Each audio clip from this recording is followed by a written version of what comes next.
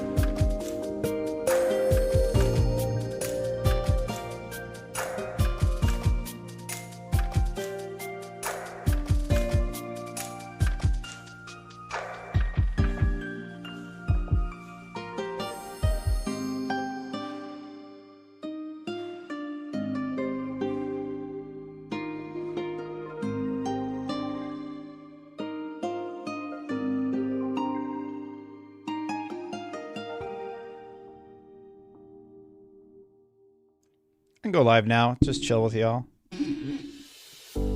Concurrents are going up a little slower than normal, probably because nobody is interested in Concord. I think most people have independently come to the conclusion that, yeah, that game's not going to do well.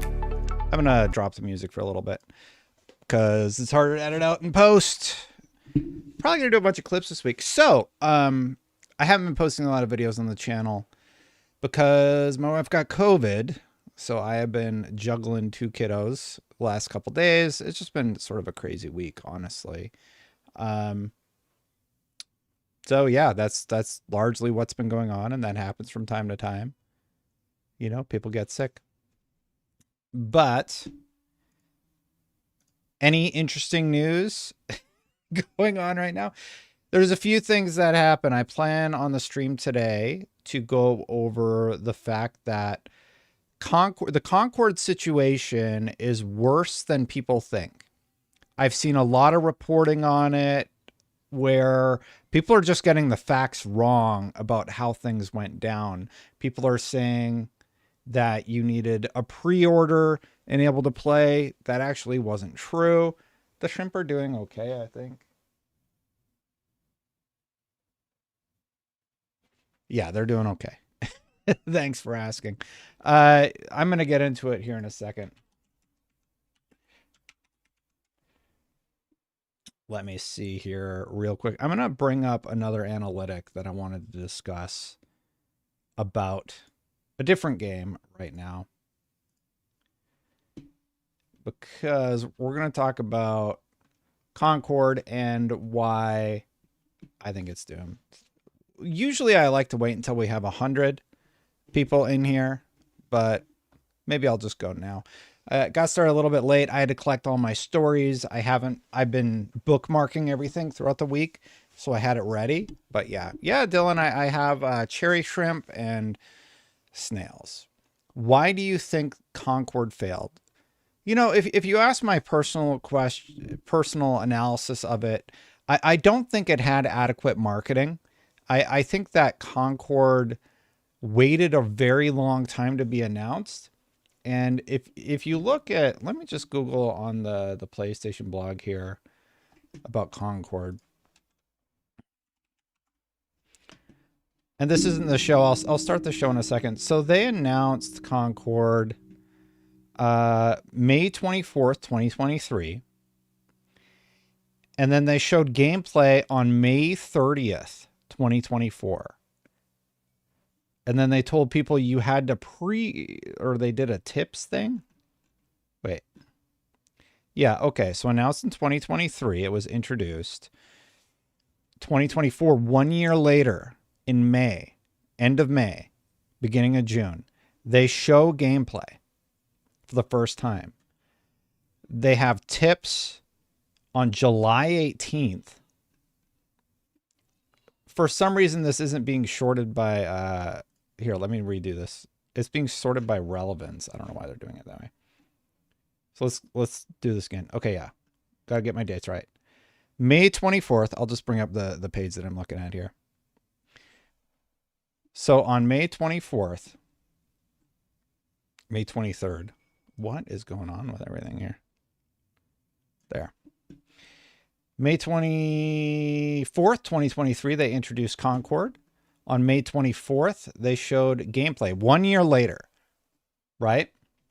Then on June 6th, they announced that pre-orders were available and they detailed early access. And then the beta dates were announced at the end of June. And here we are, July 21st. A few interesting things have happened with Concord since all of this began. Now, the question was, why do I think Concord failed? If you look at that cycle, you teased that the game existed and it was very unclear what we should expect from the game with the initial tease in 2023. It was just a spaceship. So people are like, all right, is it like a spaceship game? What is it? I don't know what it is. And then people got to see the gameplay, and it was almost universally disliked being able to see the gameplay. Let's bring up the official trailer and just see what the like to dislike was on that initial reveal really quick.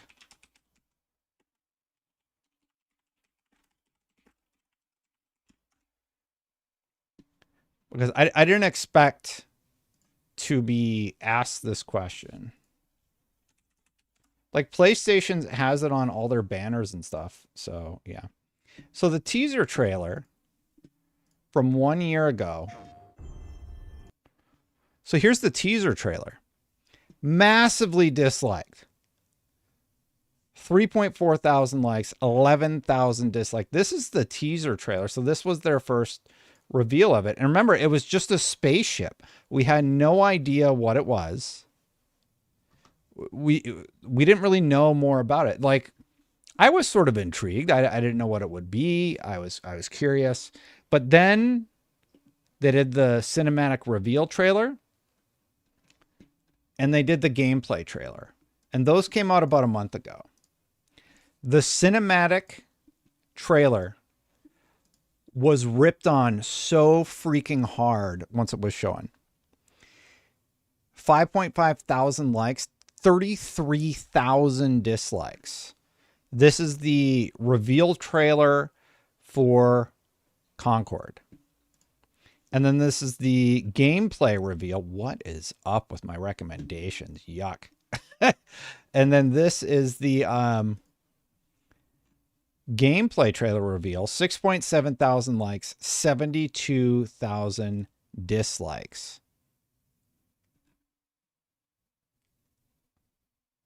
Massively downvoted. People didn't like it when they saw it. Now, when I saw it, I saw Destiny. I'm like, oh, this is Destiny gameplay. That's the hunter. That's the warlock. It's the lady with the crossbow who like shoots fireballs. That's like the warlock template. The green guy, that is clearly a hunter. Like, the developers are from Bungie. So seeing the movements, I'm like, these are literally the movements from Destiny and the moves from Destiny. And having played it, I just want to point out, I was pretty positive on it. I said, I thought Concord was fun, and I'm looking forward to playing more on Thursday because they had it. And my initial reaction was Concord gameplay is kind of fun. I was enjoying the gameplay of Concord. And that's the big unfortunate part, is that most people who played it, I think they were surprised that the gameplay was actually kind of good. The problem is, it's not so good that like you feel this desire to keep coming back and playing it. I played it again a little bit this week, and I'm like, yeah, I'm kind of over it already. Confused. Uh-oh. My marker's broken. Well, I think that one's garbage. Confused. Ask the question. Cannot believe the FTC let Microsoft buy Activision and expected Xbox not to never raise the price of Game Pass. That's how the subscription works. They will raise the price until it's profitable. The FTC didn't let Microsoft buy it. To the contrary, they repeatedly tried to halt the deal, just to add some clarity there. As a matter of fact, they continued the case after they lost. My argument with how the FTC presented the case is that they did an abysmal job actually coming to the trial with compelling evidence that would have painted Microsoft in a negative light. And that's my thought on the whole situation. I think their case was incredibly weak.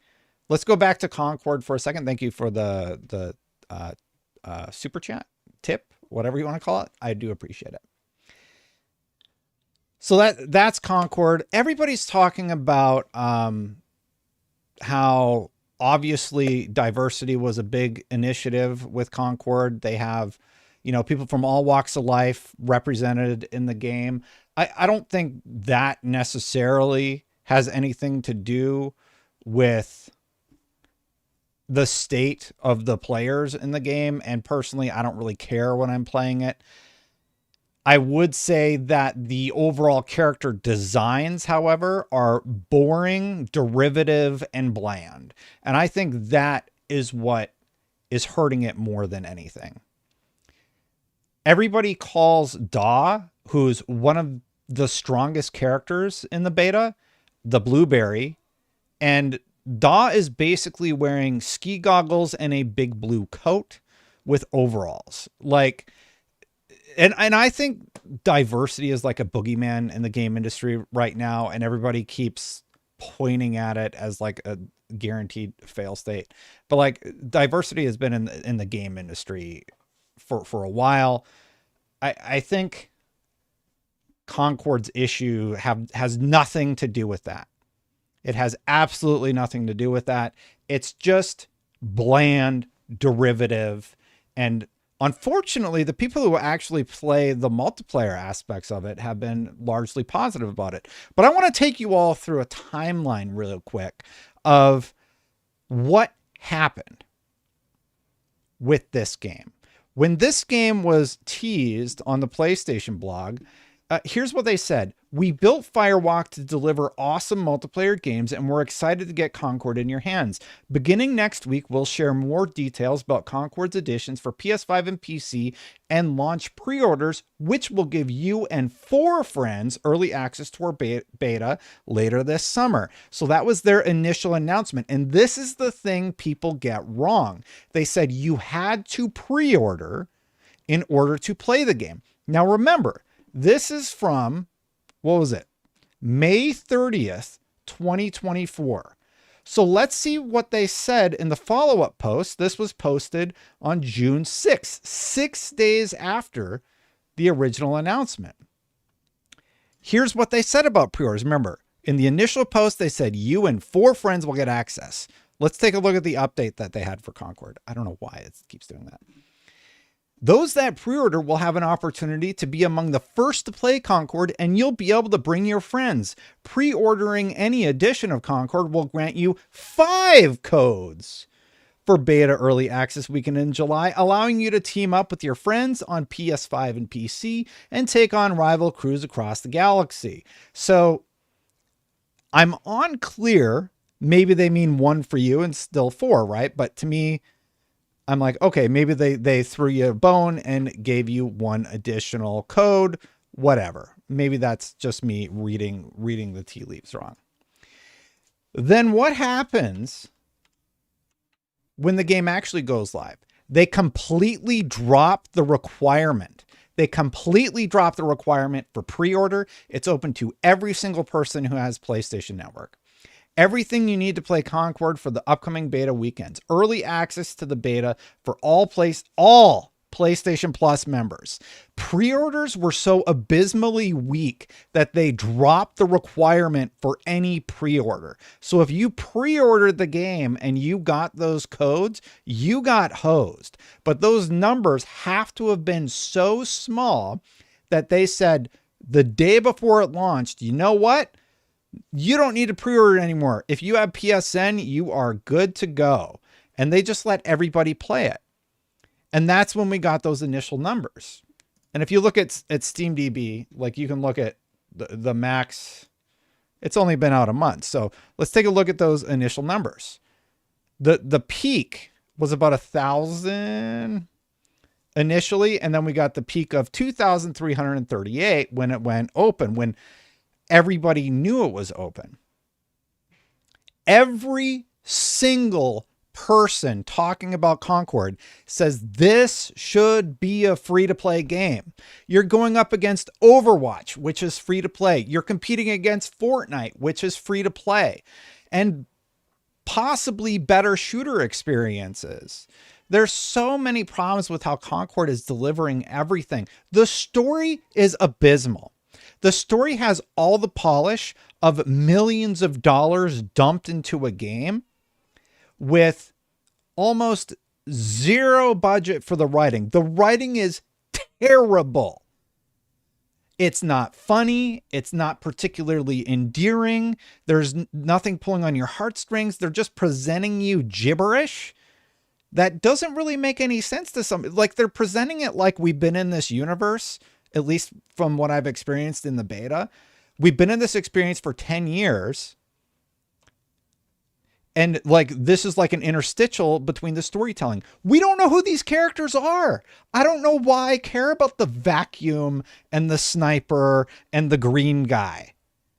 Like, and that's been their problem from the get-go. You have done nothing to establish the partnerships between the characters in the game or why we should care. And I criticize the game because the new cutscene seems to indicate that you're going up against the rival crew. I'm like, wait. Well, the rival crew could literally be a mirror of your characters. So like, to me, I'm like, oh, to explain that from a lore perspective, that opens them up to the opportunity to talk about how there is like multiple universes at play or something like that. Nope, they don't even attempt to do it.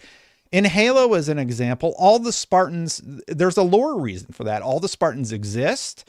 And yes, there's red and blue team and they would fight against each other. In Destiny, every guardian is unique. Like, they're a unique guardian and they go into Crucible to hone their skills and the ghost revives you. So it makes sense. In this game, they don't even attempt to explain how there's rival crews out there and like you're going to this place to fight them, but they're you.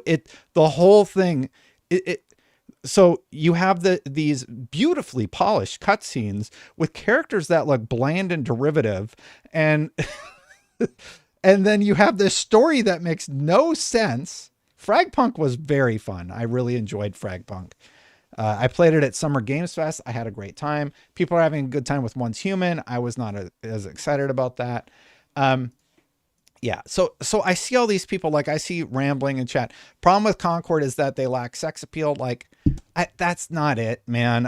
I don't think it's like they need sex appeal, or I don't think it has to do with the characters in the game. It's just your writing is bad. So there's nothing to latch onto from a storytelling perspective at all. Gameplay is pretty good. I think universally, most people think that the gameplay has been pretty strong, and the people who played are like, yeah, this feels pretty good. However, on that note, having played this weekend, they definitely changed the character's performance.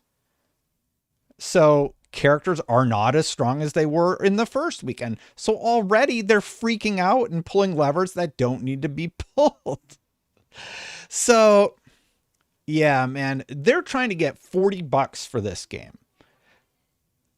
Let's hypothetically say 2,400 people pre-ordered this for $40. $40, 2,400. That's $96,000. You're looking at a $200 million game.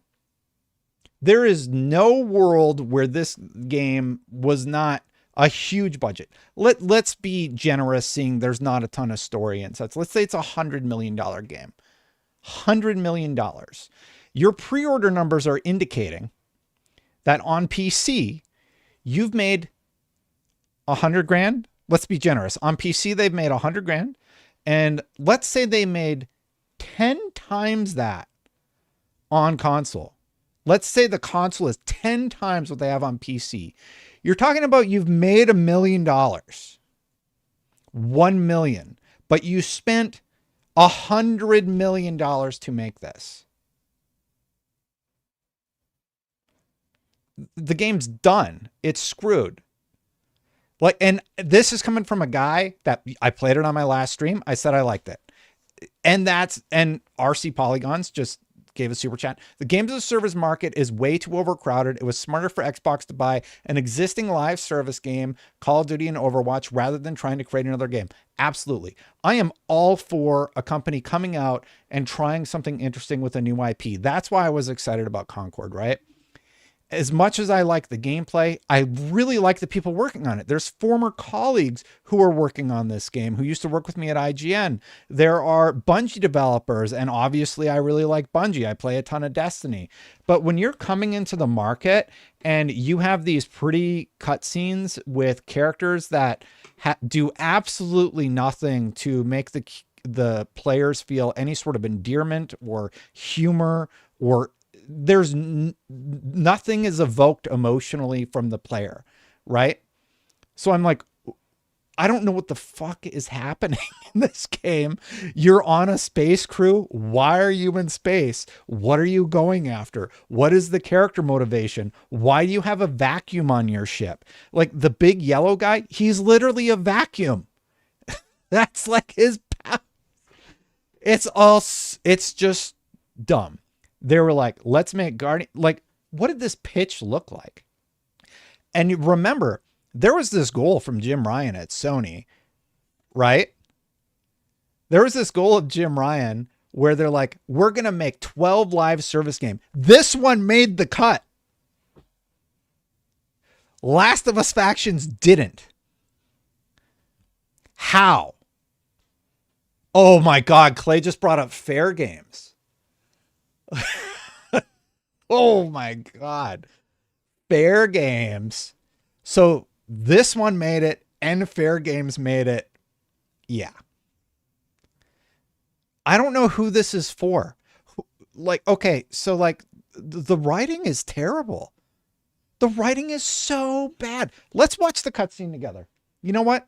we are going to watch the cutscene together for this week. I'll just boot it up and it plays every single time you launch the game, by the way. It says I'm still in the game. That's probably not accurate. So let's bring it up. I played the game for 10 hours. So it's not like I don't know what I'm talking about. I gave it a chance. I wanted to enjoy my time with it. Do I have desktop audio on here? Let's watch this cutscene. And if you haven't experienced Concord at all, I just want to get your honest reaction in chat. And I know I'm being very negative, but like, think about the polish and like how polished everything looks. Maybe I have my gameplay pip. This would probably be a better one.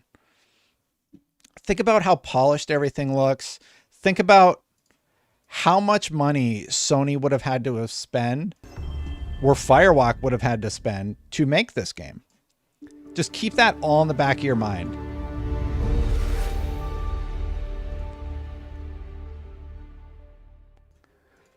So all of this, it's super slick, right? The artwork looks great. Like, this is an expensive game. All right, just enjoy.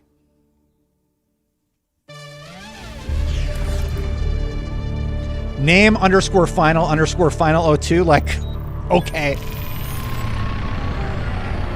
Okay.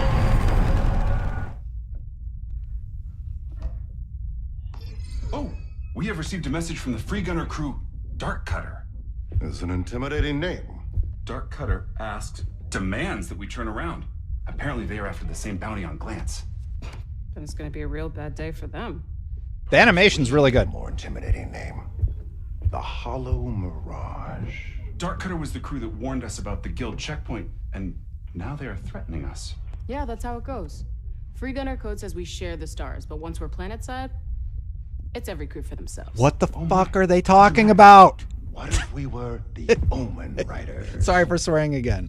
So the Dark Cutter crew, they are our enemy or our friend?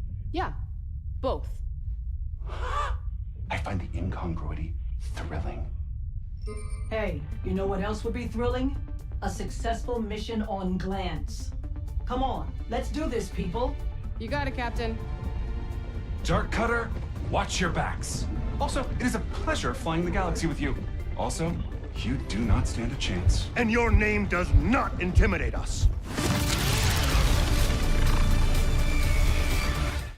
Was that the big zinger? Your name doesn't intimidate us?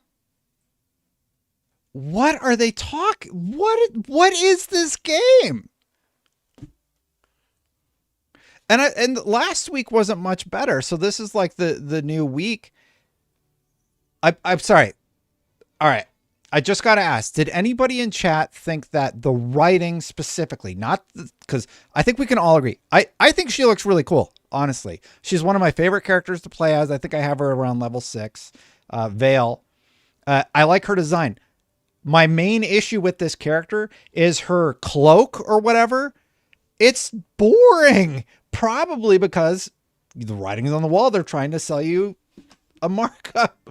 They're probably trying to sell you stuff, right? Yeah, what level do I have her at right now? Where is she?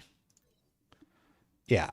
Like, I think Vale's pretty cool, honestly. And she's one of my favorite characters to play as. I like the leg design, but like, this is the main thing you're focusing on is her cloak, and it's boring. And you can kind of say that, and then like Dog gets ridiculed a lot. They call Dog the blueberry. It's just like the character design. Dog could be cool. They could have made Dog cool. They put ski goggles and a winter coat on Dog. Right? The Star Drax. Oh, I'm sorry, Star Child. Like, this is what I mean about derivative. Like, it's just, I just don't know what they're doing, man. And oh, look, I can change the color of the plates on his body and his pants. There's just no way this game survives. There's just no way. Sorry, that's my super hot take on it. I think the game's doomed. And I didn't see anybody say that the writing was good, but if I missed it, I apologize. Do you remember what Warner Brothers said about Suicide Squad Kill the Justice League? So I want to compare what was said about Suicide Squad to what is happening right now. Warner Brothers says the failure of Suicide Squad Kill the Justice League contributed to a $200 million hit to revenue. Anti-hero. Remember what Suicide Squad did right? They had great character animations. The writing was actually kind of good. At times, there were a few good jokes in there. But near the end, like the Batman dialogue when they kill Batman and like the overall plot, how it just falls apart by the end of it. I would argue, believe it or not, that Suicide Squad had better writing than Concord currently does. But like, not by much. That was a $200 million hit to their revenue. $200 million. How did Suicide Squad do at launch on Steam? Here's how Suicide Squad did. They had 13,000 people play at launch on Steam. And then it's dipped. They had a 3,000. I believe this is when Joker came out.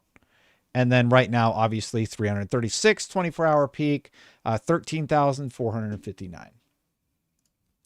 And then for Concord, their peak is 2,388. This is a beta. Granted, we should wait and see what happens. I think the game's doomed. And stuff like this makes me mad because you need somebody in the room who is going to tell you the truth. You can't just have a bunch of yes men, yes women in the room just telling you what you want to hear. Somebody has to be like, this writing isn't good. These characters need to be a little bit cooler with their base kits, right? And if there's nobody there to say those things, and there's a lot of good things, I think the art's kind of cool, honestly. Like the style that they went for like the splash screen. So I like the concept art and things like that. The problem is the story elements are bad. If your story elements are bad, what investment do I have to continue playing? And the whole incentivization strategy is it's not free to play. It's $40. This is a $40 game. I predict that gets dropped very quickly. This, I think, will be very quickly added as the PlayStation Plus game of the month, probably a month or two after. And then you'll be able to purchase the other characters, or they drop the $40 price tag. They already dropped the pre-order requirement to play the beta. Yeah, so even if on PlayStation, the player count is 10 times what it is on Steam, you're talking about a 20,000 player peak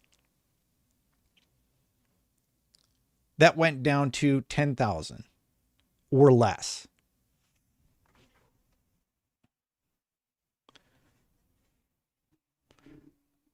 I don't really read what Eat Fresh Guy is. Yeah, I don't know. I think that's just sort of the climate of the world right now. But yeah, I'm not particularly anti everything, but I think that this game is in trouble. Yeah, we saw it with Foam Stars, free. I can't even remember the name of the game somebody said in chat. I think the problem is we're seeing these derivative titles come out that are made for one reason. You know why this game was made? Money. They made it to appeal to as many people as they possibly could. That was the target goal, right? They made art for profit. And at the end of the day, they kind of ended up with a big pile of crap. To be fair, there are redeeming qualities of Concord, but it appealed to almost nobody. I think there's a saying, it's something like, if you try and make something that appeals to everybody, you'll appeal to nobody. And that's exactly what happened here. That's exactly what happened here. It's just a mess. Yeah, so they dropped the requirement, and then like you get access to all the characters, and the character balance is a major issue. So yeah, we want new IP that's good.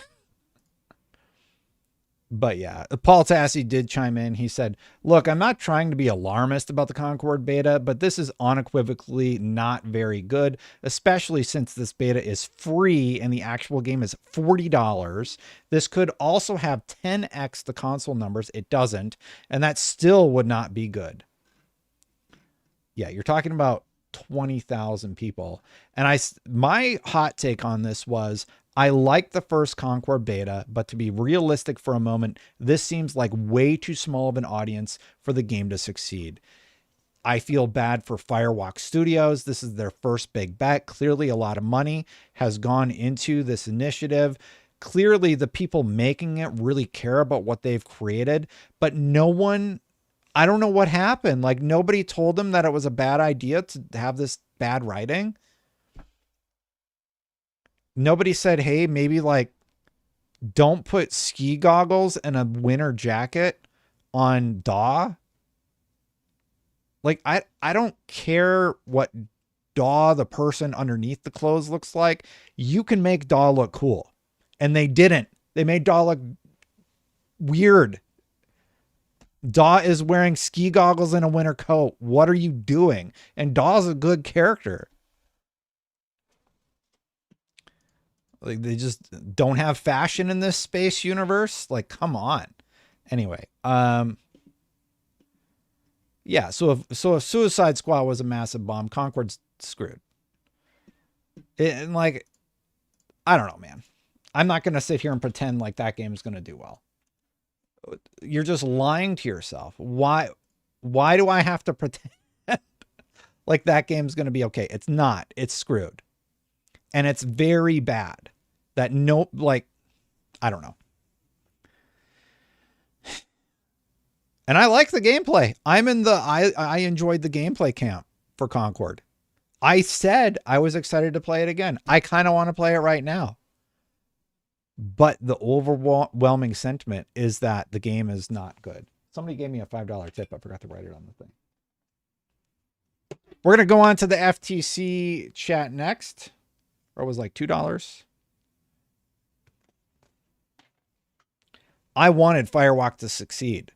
I like the people working on the game. I used to work with some of the people working on the game, but I'm being highly critical because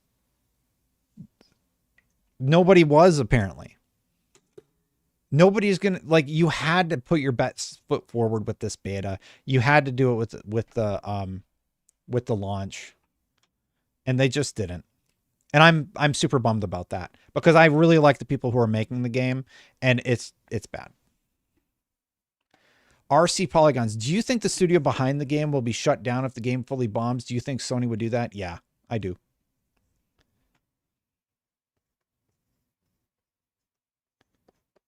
Sony just closed London studio. What do you think they're going to do to the studio that they invested at least $200 million into? Did they buy Firewalk? I think they bought Firewalk, right? Yeah, the studio's, it's going to be a support studio at best.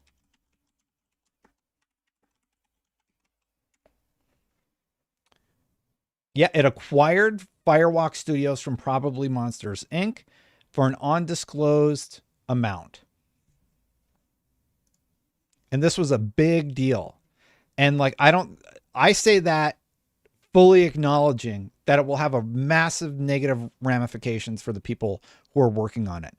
But I'm not going to lie to you and say that Sony's going to be cool about this. They are a business. Concord is clearly not going to meet expectations. And I would be, imagine your work, just put yourself in the position of the people who work at Concord right now. Rambling said, no way they invested 100 million. How much do you think CGI cutscenes cost? How much do you think those CGI cutscenes cost them? How much does CGI cost? How much?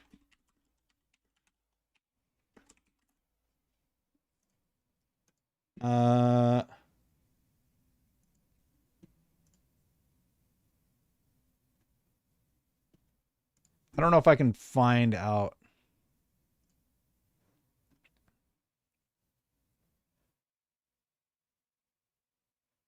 All right, here we go. Here's somebody on Reddit talking about it. 100 animators, $150,000 a year times 2 years is $30 million. I'm not going to get into it. I'm not prepared to answer the question. But CGI costs can start from $1,000 to $1,500 per minute. So we've seen 2 cutscenes. Let's say we've had 10 minutes of footage.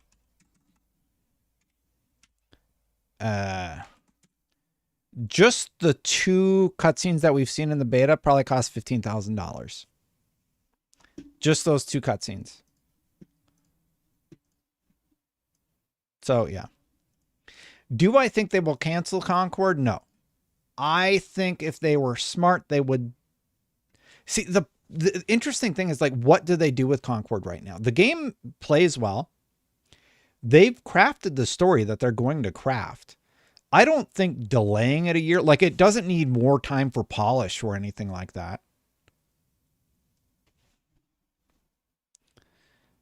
I think they're going to put it out there and hope for the best. And maybe in a year, we'll see that they've finally figured out something that works if they're lucky.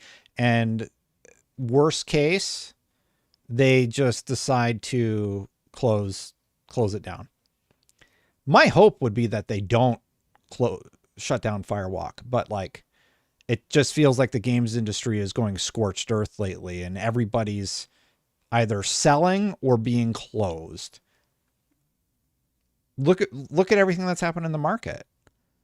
I'm just being realistic with y'all. So like, when you ask me these questions, I don't say it with like happiness in my heart or anything like that. It's actually really sucks. But if you look at these numbers, this is not good. And like, I don't know what's going on with Rocksteady either. They just put out the freeze update. You have 300 people playing your game on Steam. Like, that's got to be concerning. Warner Brothers is talking about breaking apart their company. So, yeah. Let's move on to the FTC case, shall we? So, if you haven't been following it, the FTC has filed a little bit of an update to the FTC versus Microsoft case. Here's what it says. Dear Mrs. Dwyer, the Federal Trade Commission writes to alert the court to Microsoft's announced price increase in the multi-game subscription and cloud gaming markets, which the district court found relevant to the merger analysis. Microsoft is raising the price for its Game Pass Ultimate product from $16.99 a month to $19.99 a month, a 17% year-over-year increase. Additionally, Microsoft is discounting its $10.99 a month console Game Pass product. Users discontinuing its $10.99 a month console Game Pass product. Users of that product must pay 81% more to switch to Game Pass Ultimate. For consumers unwilling to pay 81% more, Microsoft is introducing a degraded product, Game Pass Standard, at $14.99 a month.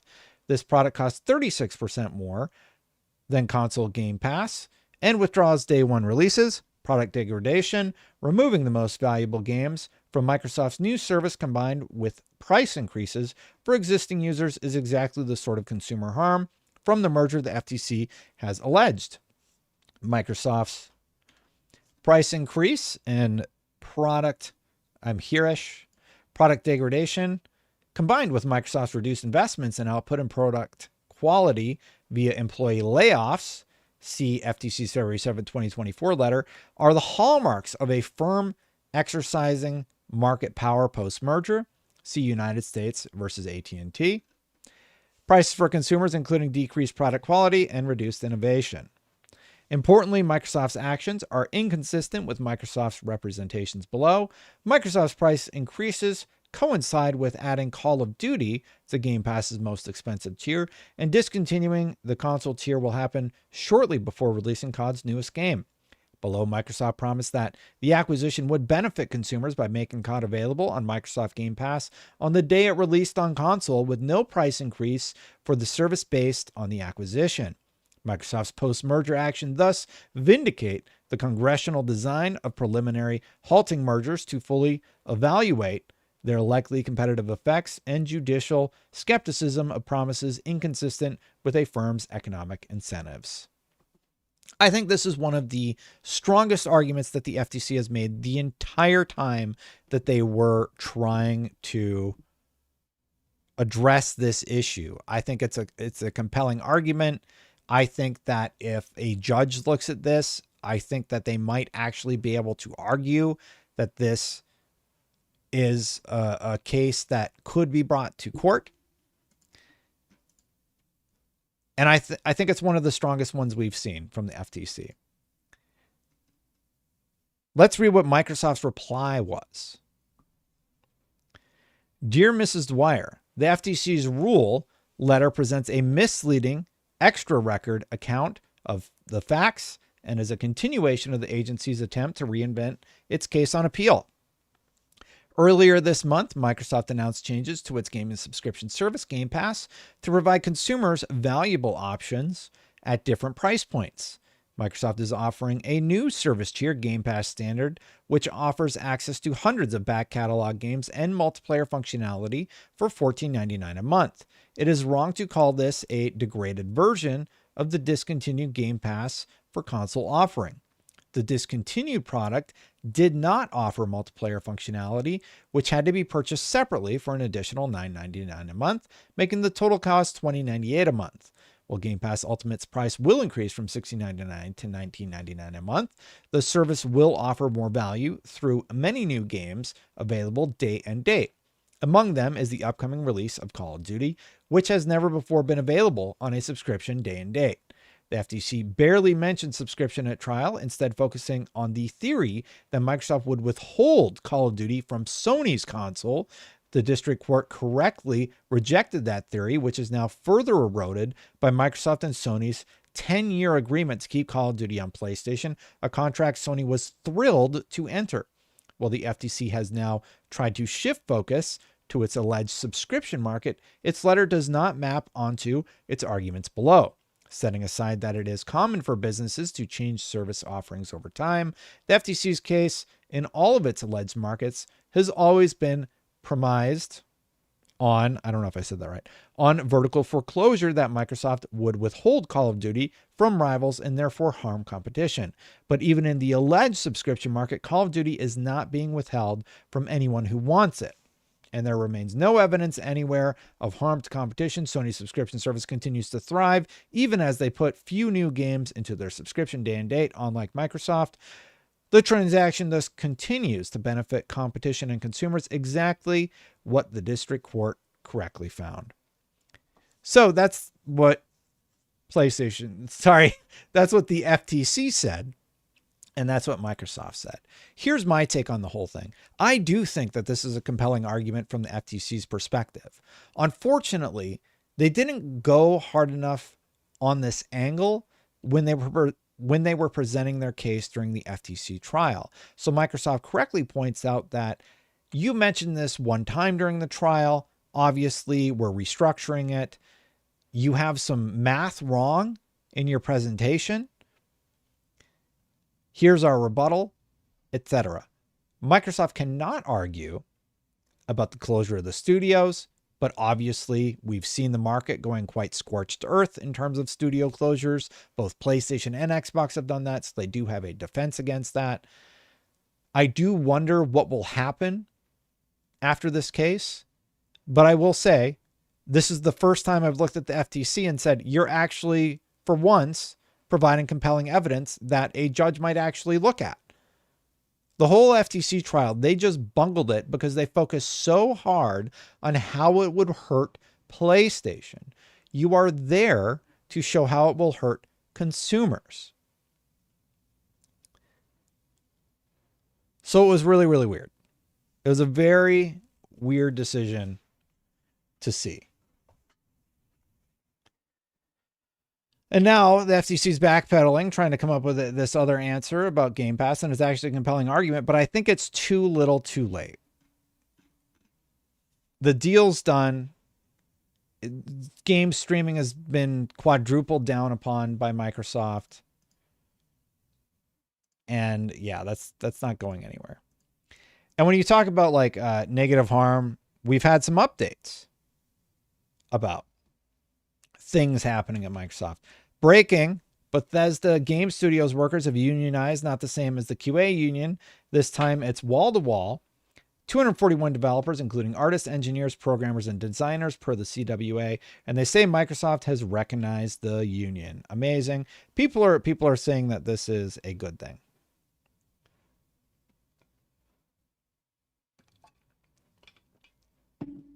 So Bethesda was able to unionize. Granted, there's been a ton of layoffs at Microsoft.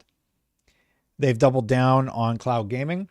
Play the games the way you want, where you want. Starting today, we're enabling GeForce Now integration, which allows you to launch supported games on GeForce Now via Xbox game pages. Stein actually commented sort of about the cloud streaming stuff.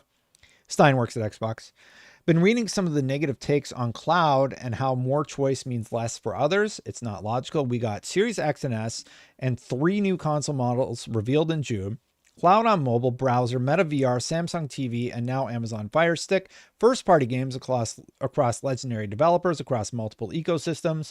Xbox Game Pass and Xbox Game Pass PC. Third-party games and great partnerships with icons like Square Enix and more, all wrapped up in an ecosystem that supports cross-play, progression, purchase where implemented. It's always about choice, and your choice doesn't remove from others. It all grows together as interconnected ecosystems, not silos. And I would agree with Stein.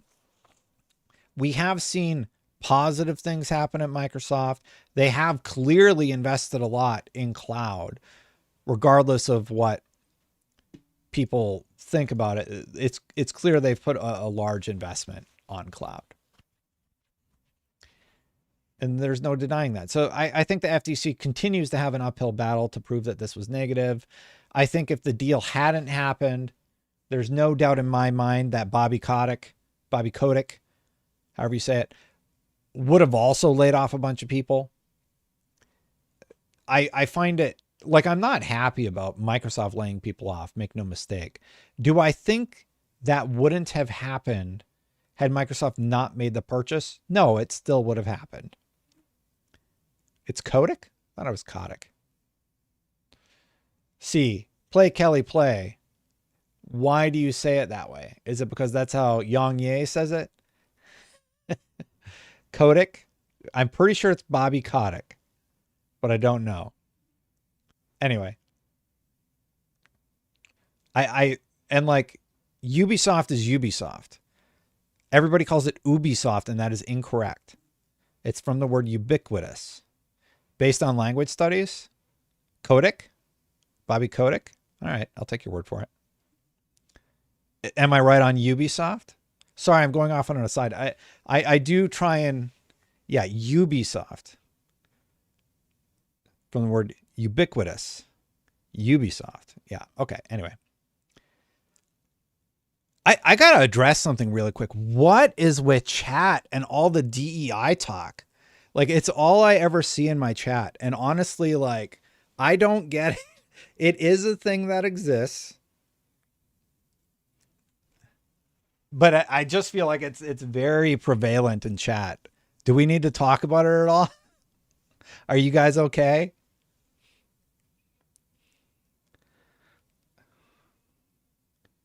It's all over Twitch, Reddit, Twitter. Yeah, I just feel like I encourage everybody to don't let the anger virus like consume you, you know. Try to think for yourself and don't parrot what other people have sort of indicated as the correct thing to say, regardless of where you land on somebody, right? DEI is about diversity, equity, and inclusion. The goal seems to be a positive one for me. And like, I've seen so many people just kind of going off about DEI in chat. And look, it's a thing. It exists. The goal, people are trying to do something good. That's the goal of it. We'll see what happens with all of that thing. Yeah. Yeah, those three things are good things. But I feel like that terminology is being propagated a little bit too much online, and it's been used as I said at the top of the stream, as a bit of a boogeyman for everybody across the board. So all I ask is like, just stop using it as a crutch. Come up with compelling arguments. Stop bringing, like, if you want to talk about it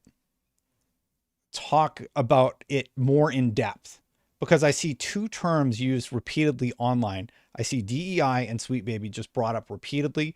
I know those are hot button topics. I don't plan to particularly go in depth about them, because at the end of the day, I do think more people having more voices is positive.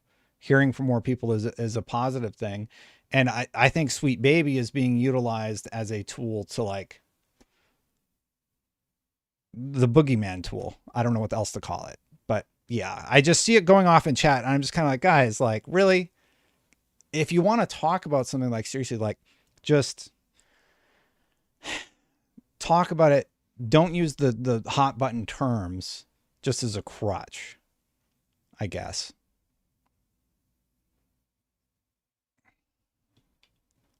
Anyway, I don't have much to say about it beyond that. Let's get back to the Xbox news. It was like getting a little crazy in chat, and I'm like, what are you guys doing?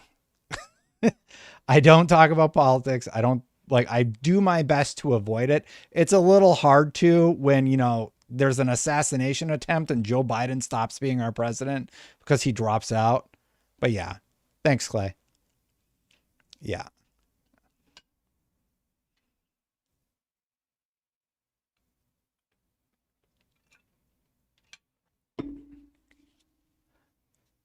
Yeah. Okay. I wasn't the only one who saw it. Yeah. He dropped out like an hour before I started the stream. I was reading about it.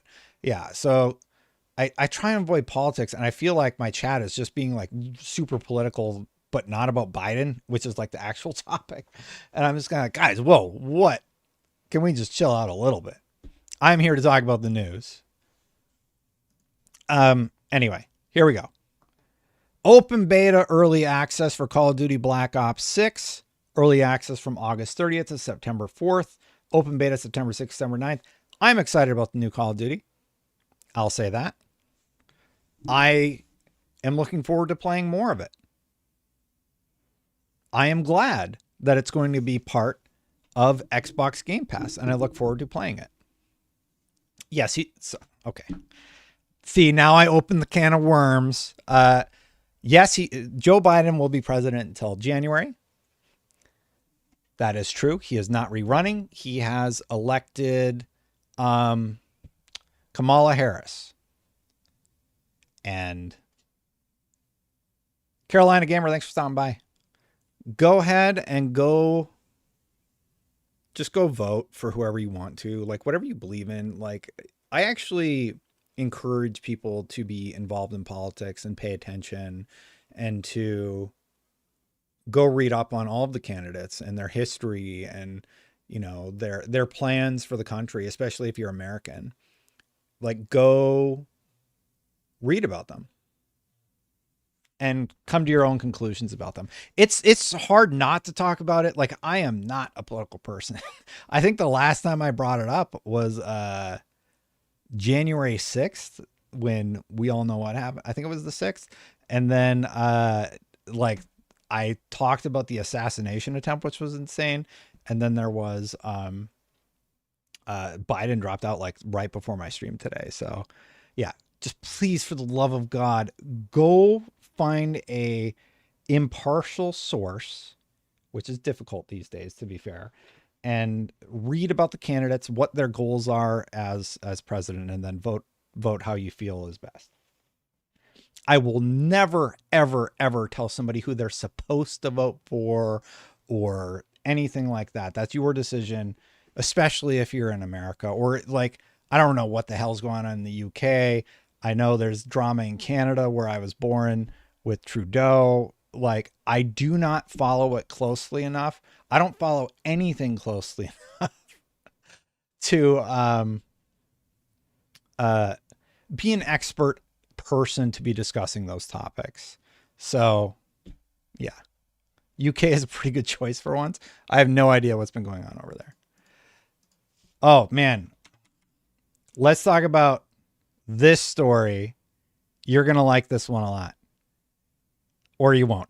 Halo canceled after 2 seasons at Paramount Plus. I just want to say thank goodness that they have canceled the Halo TV show. Thanks, Phil.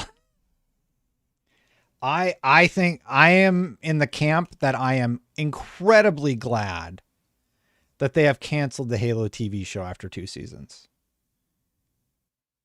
9th, I'm going to give you one warning. Knock it off.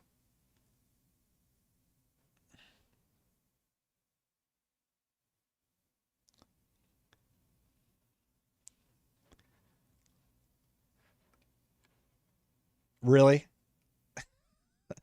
Sorry. I just feel like you're like purposely trying to rile people up, and it has nothing to do with the Halo TV show being canceled.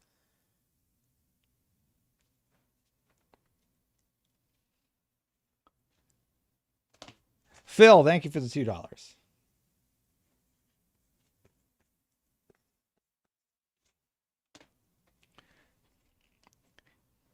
You know what you're doing. Anyway, Halo TV show canceled. I am happy the Halo TV show is canceled. I'll just say that. I think season 2 was better than season 1. I do think that there is a fundamental misunderstanding about what the Halo TV show is supposed to be. Master Chief is a stoic protagonist who is encouraged by his AI, who is in his brain, and his job is to defend the AI. I don't understand. You have an amazing set of books. The first several books that were written were about Master Chief, Cortana, the Spartans, what the Spartans do in the field, and how they collaborate together.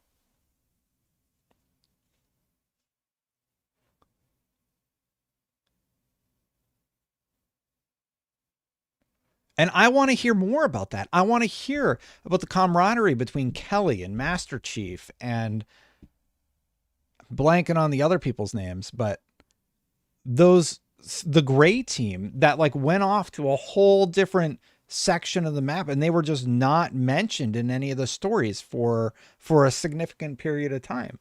I found that stuff super compelling. What did we get instead? We got Master Cheeks. We got some bizarre storytelling in season 1. He couldn't even keep his mask on through the first episode. We've never seen Master Chief in the games. We saw like his eyes one time and his skin that was basically white because he's been wearing the suit for so long. Like white like paper, not like white like Destin, you know? And that was compelling to me. I found that interesting. The TV show, he just takes it off and he's like, oh, I can't act. And I'm just like, oh my God. And it was a missed opportunity. I do think that the action is some of the best. Yeah. Ghosts of Onyx TV show. Yes, please. Very, very good book. Yeah, so they canceled it after 2 seasons, and it was actually one of their more popular television shows over at Paramount Plus.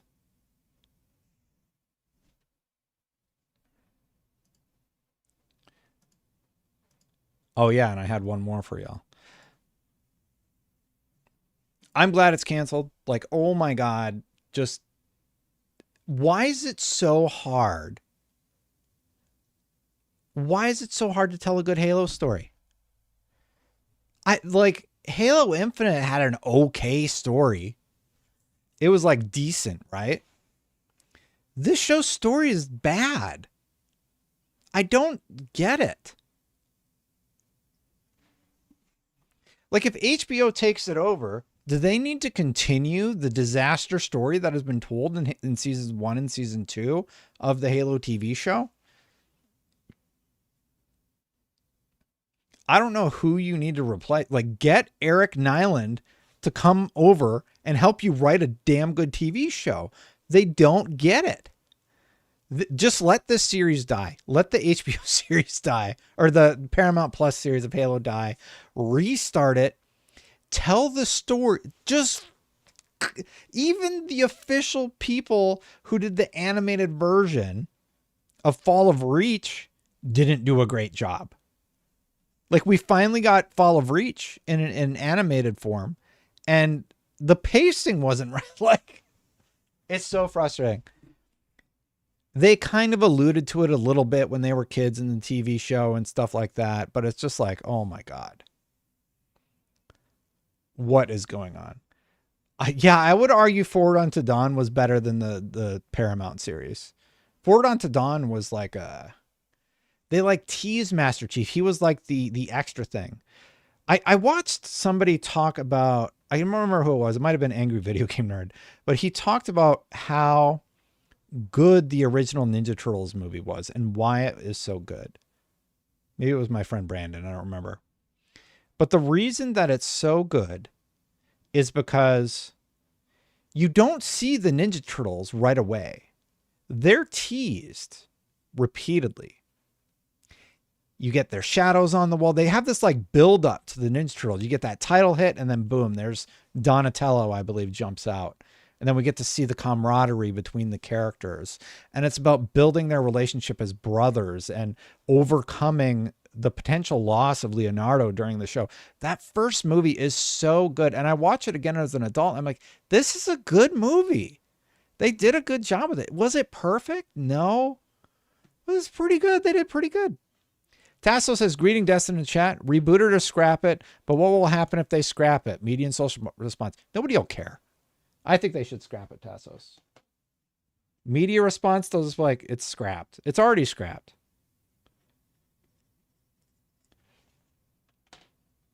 And if that was one of Paramount's more successful TV shows, why would they cancel it?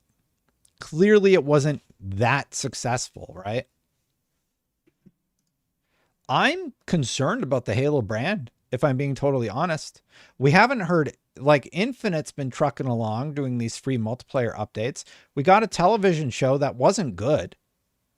Christopher Barrett, who's no longer at Bungie, chimed in and said, hey, maybe if you actually talk to the creators, you could actually make a good TV show. So apparently there was no consultation with the people who created the Halo television show.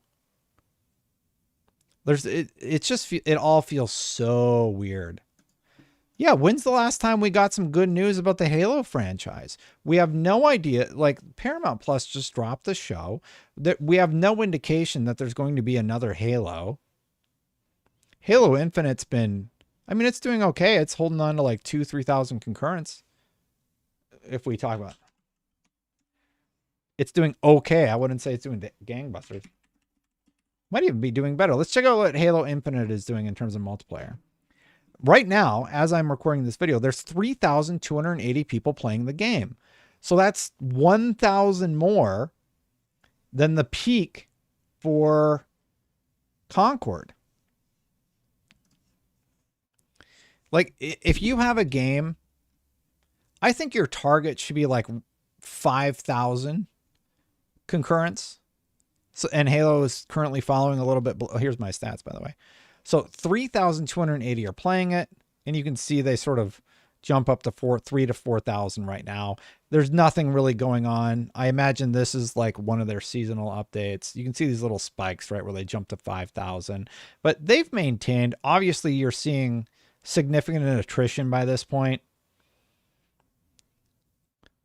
Like 343's sort of been through the ringer.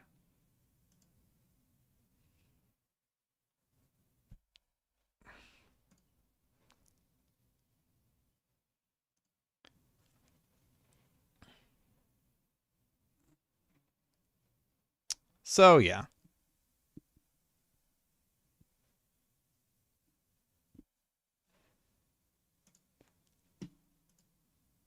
Yeah, I think like 5,000 concurrents is right about where you want to be. I'm worried about the future of Halo. I don't know what Xbox is doing with it. I don't like Halo Infinite came out. They talked about releasing story content. That never came. So, yeah. Rambling with $5. Thank you, Rambling.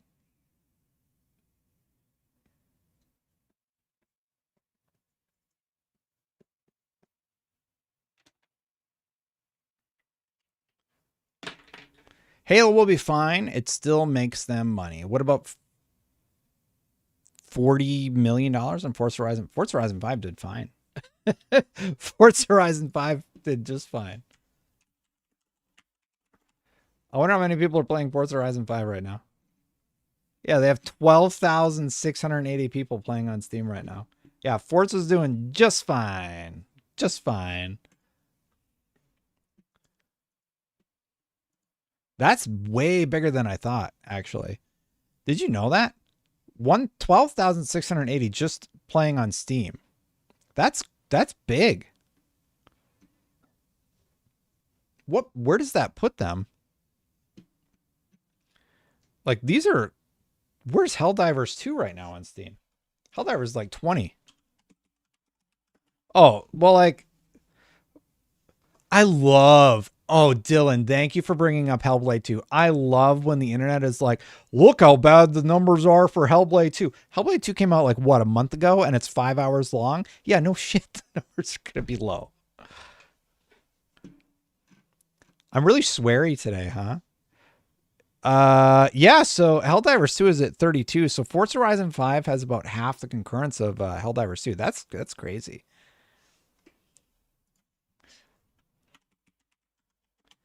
Yeah, Hellblade 2, oh my god. Okay, this is pretty low. 83 people playing Hellblade 2. But to be fair, like, what was their current? 3,982? Yeah, that's bad. And then just like fell off a cliff. But it was 701 in top sellers. That's good, right? 700th. I wonder. Now you got me sort of curious. Charts. What do they got here? They have top sellers. No, category.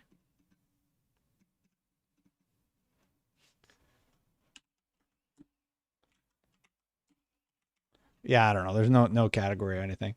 But like 701, yeah, 83 in game. That's got to be pretty low, but it's on Game Pass, so I don't know, man. I was worried about Hellblade 2 like the week before launch when there was no marketing for it, and I'm like, what is going on with Hellblade 2? There was one other interesting thing I wanted to talk about, and that's Xbox marketing. Ooh, No Man's Sky. Okay, Ninth Citizen. No Man's Sky looks really, really good. I'll give you that one, 100%.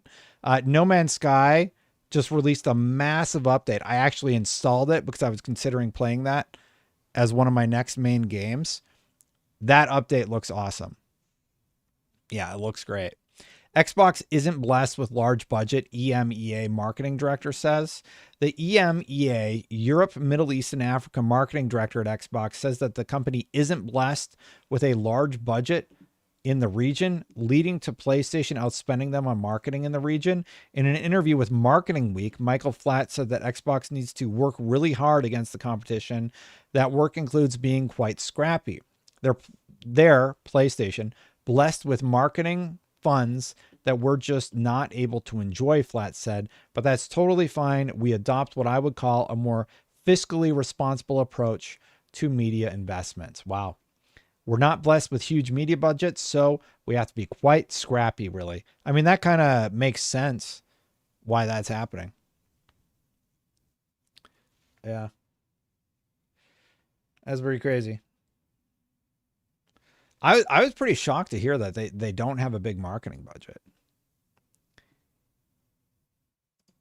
And this is a weird one. I hate to bring up something politics again, but like I thought this was a little out of left field.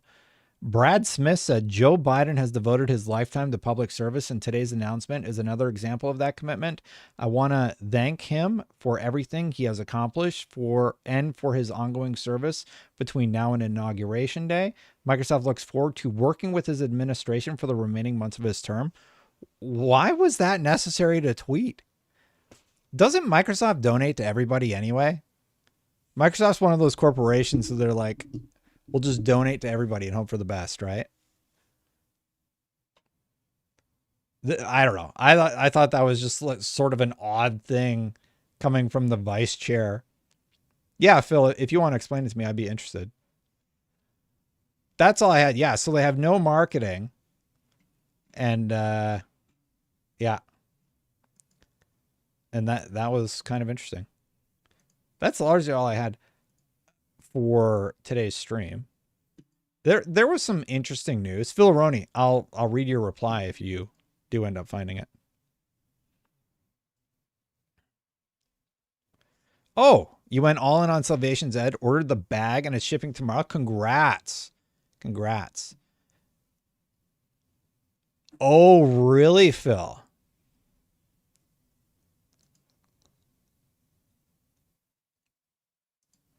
I had no idea. But wouldn't... That's strange. Yeah, it's hard not... I'm trying my best not to, but it's a hard week not to talk about anything political with everything going on and Microsoft talking about politics. So yeah. I think that's all I have for this week, though. Anything else I missed? Do you guys want to play some Concord with me after the stream? We could do a 30-minute gameplay session of Concord. Just kidding. Let's go play No Man's Sky. You know what?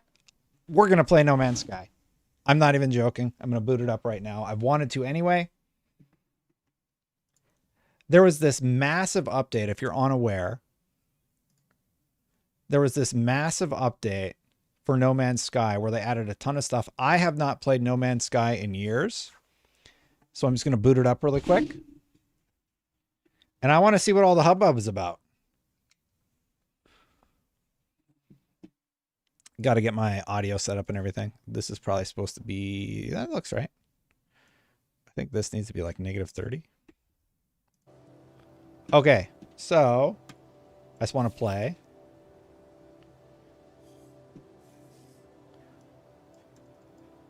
I'm not quite sure which one I'm supposed to play. Normal, an infinite journey, explore and survive, boundless universe, creative, relaxed. Oh, I kind of like that. They added a new option where you can just kind of do whatever. Survival. Which option should I play, you guys? Should I just do normal? Relaxed. Custom.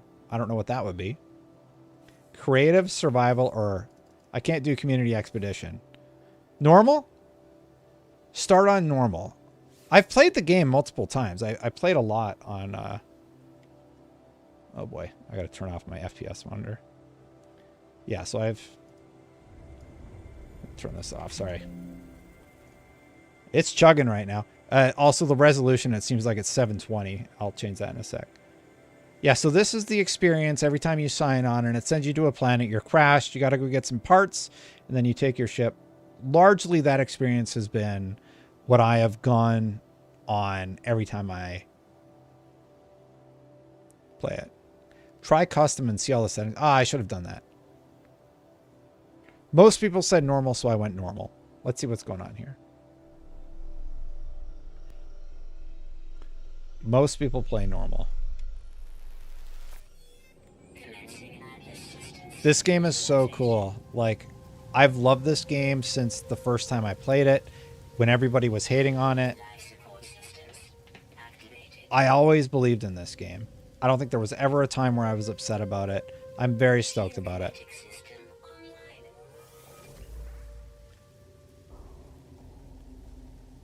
It looks about the same to me. Like, I'm not sure what's different so far. The seamless flight into outer space, it's just an unforgettable moment. I don't know if this is on Game Pass. That's a good question. I'm just going to play for a little bit. Hopefully I can remember how to get the resources I need. And we can just go to outer space. You know what? I'm going to bust out the controller, I think. Uh-oh. Did I break everything? Uh-oh, y'all. I turned on my controller. Okay.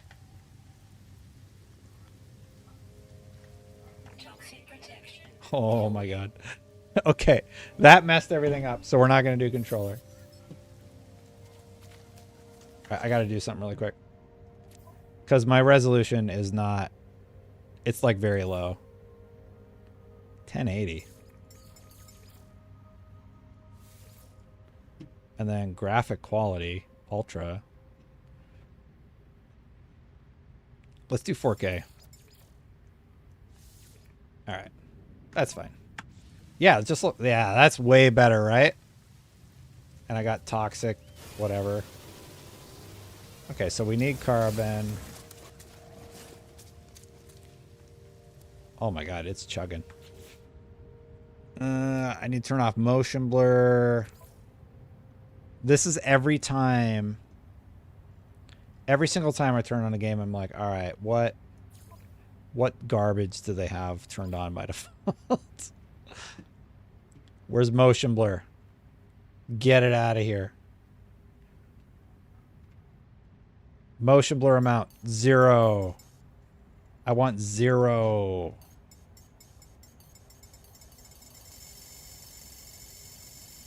Thank you. Oh, Filaroni. Thanks. There we go. Okay, I can't do the ferrite yet. I know ferrite dust you convert, if I remember right.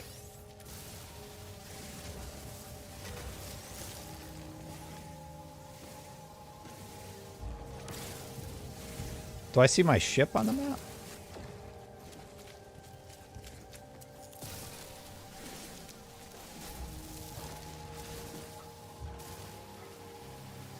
Activate the scanner with C. Locate sodium. Okay, I need more ferrite dust.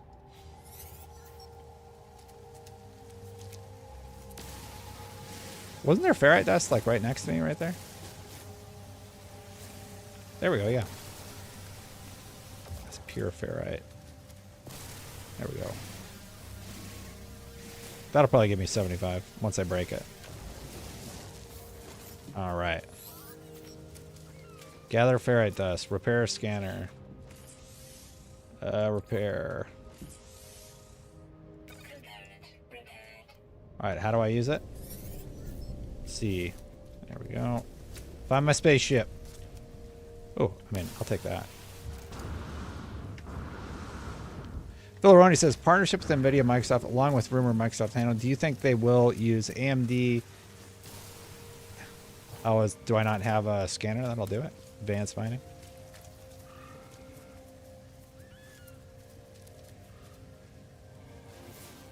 Oh, there's some salt. Salt's very hard to find.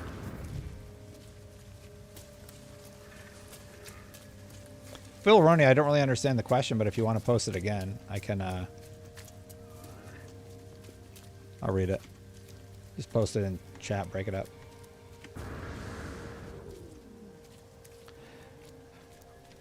Yeah, so like if you were to sign on right now, where was that salt? No, there was salt over here. All right. Ow.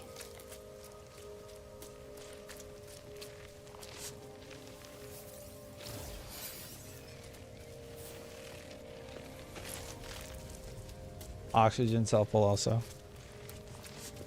Recharge hazard protection.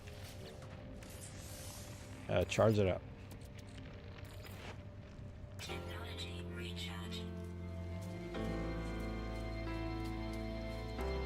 So the only thing I used to remember the crash ship happening. There we go. There we go.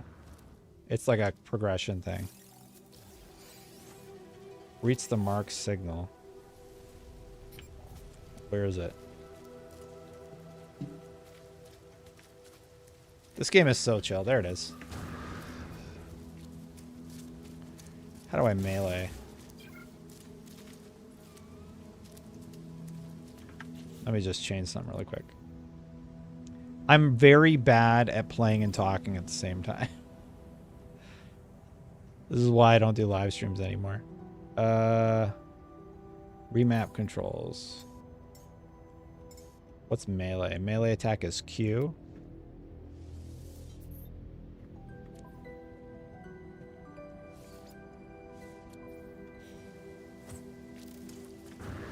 There used to be this trick you could do where like you melee and then jump.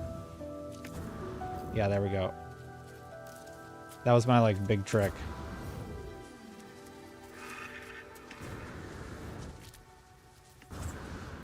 You gotta do it like I said. Oh, these are things I'm gonna need later. So far, it's like the same experience. It's not really new. More or less the Switch with older chips and AI and other scaling functions.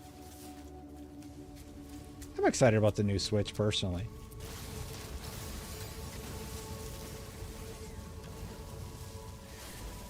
This is all just memory, by the way. I'm like, I know I need hydrogen for something.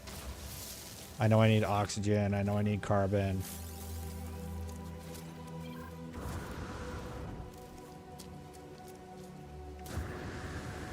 Nailed the jump.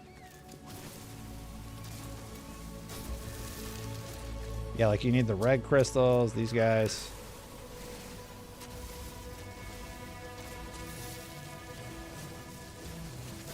I think those are one of your base ones. I gotta change another thing. My display needs to be widescreen. Like, what's it called? Field of view. Where's field of view? They don't have an FOV, huh? That's a bummer. Unless it's just in here in general. No. Camera. Field of view, yes. At least 90. Yeah, 100. There we go. That feels better. And I just feel like I'm like way too close to the character. It's really annoying me.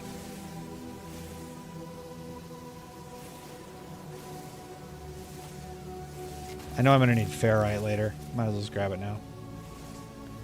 So our goal for the stream is to get in the ship and fly off the planet.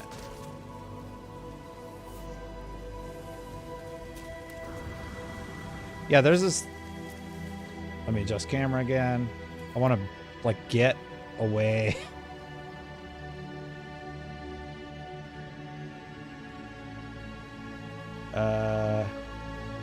On foot camera.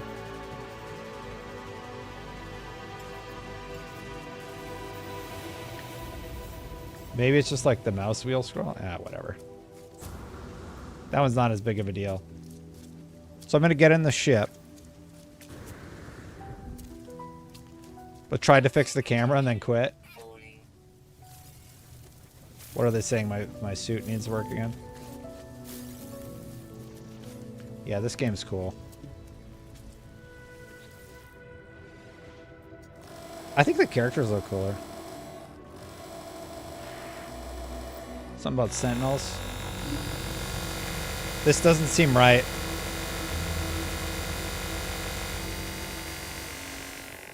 I don't think that's what the audio was supposed to do. That was weird, right?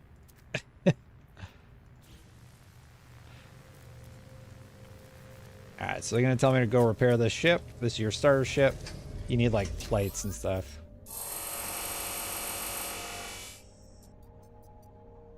There's no way... Like, something's messed up with my computer.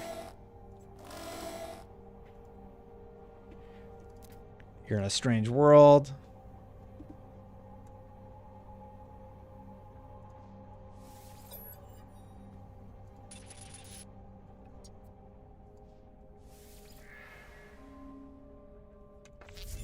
Alright, yeah, they're going to tell me what to repair. So I need a hermetic seal. And I need to make that.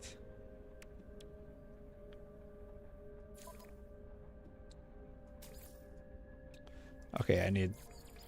All right.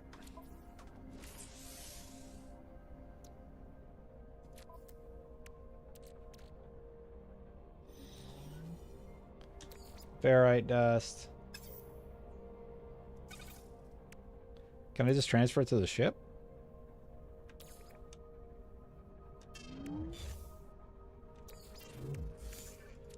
Alright, so what do I need here? I need metal plating. And I need... Do I need the carbon thing? Sure. What does this need? It needs pure ferrite. I have ferrite. Ugh, I gotta build the converter?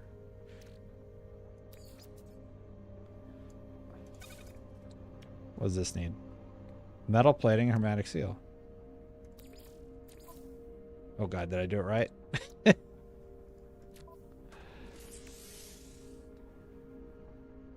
Alright, so then I just need a hermetic seal.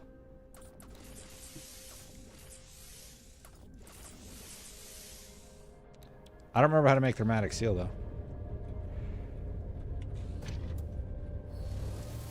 Build a refiner. Yeah, okay. I don't remember how to build a refiner. Where's my quest log? What's this thing? Damaged machinery. Sure, why not?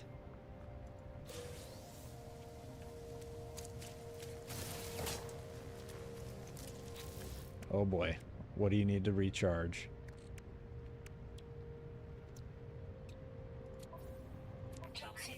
It's carbon, right? Yeah, that's fine.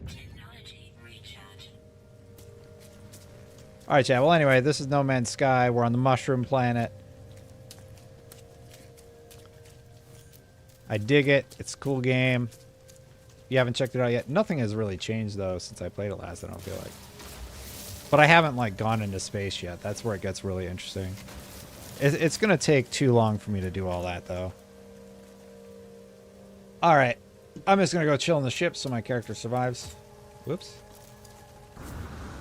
You, like... If you... What is it? Punch first? I don't know. If you do it right, you, like, catapult forward. Alright. I'm going to sign off on that note. Thanks for watching, everybody. I'm going to get out of here. Hit that subscribe button. Hit that bell. If you're not subscribed, if you want to become a member, hit that join button. I do appreciate y'all watching. I'm going to get out of here, and I'll see you for the next one. Bye for now, everybody.